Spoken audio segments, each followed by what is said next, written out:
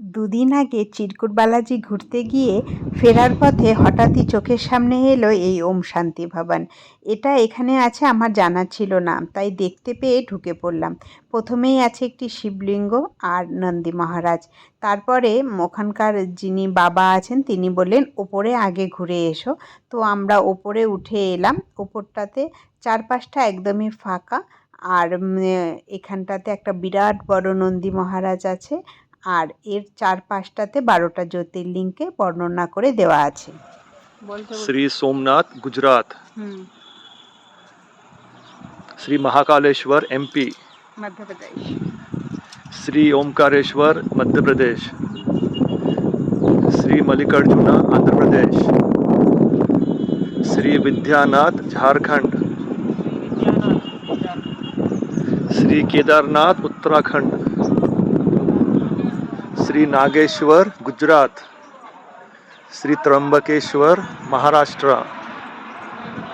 Shri Bhimashankar Maharashtra, Shri Rameswaram Tamil Nadu, Shri गिरीशेश्वर Maharashtra, Shri Vishwanath UP. 12 jyotirlingas.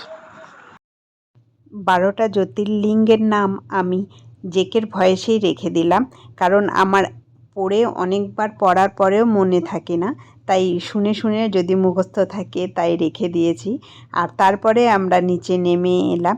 নিচে দেখলাম এভাবে মূর্তির মতো করে আমাদের জীবনযাত্রাকে সাজিয়ে বুঝিয়ে দেওয়া আছে। সেখানে যিনি বাবা ছিলেন বা ব্রহ্মকুমার যিনি ছিলেন তিনি আমাদেরকে বুঝিয়ে দিচ্ছিলেন সমস্তটা। যেমন দেখো এই রথ অর্থাৎ আমাদের শরীর, আর পঞ্চ ইন্দ্রিয় অর্থাৎ এখানকার 5টা ঘোড়া, আর সারথি আমাদের আত্মা। ঠিক এইভাবে আদিশক্তি শিব, আর তার থেকে আমাদের ব্রহ্মা বিষ্ণু মহেশ্বরের জন্ম। এটা আমাদের 84টা স্টেপ, যেটা থেকে আমরা সত্যযুগ থেকে কলিযুগে এসে পৌঁছেছি, সেটা সমস্তটাই এভাবে এখানে বর্ণনা করে বুঝিয়ে দিচ্ছিলেন উনি আমাদেরকে। জীবনে চলার পথে প্রতি সময়ই আমাদের দুটো রাস্তা, একটা ভালো আর একটা খারাপ রাস্তা আমাদের চোখের সামনে আসে। আমরা কোন রাস্তাটা বেছে নেব সেটাই আমাদের ওপরে থাকে।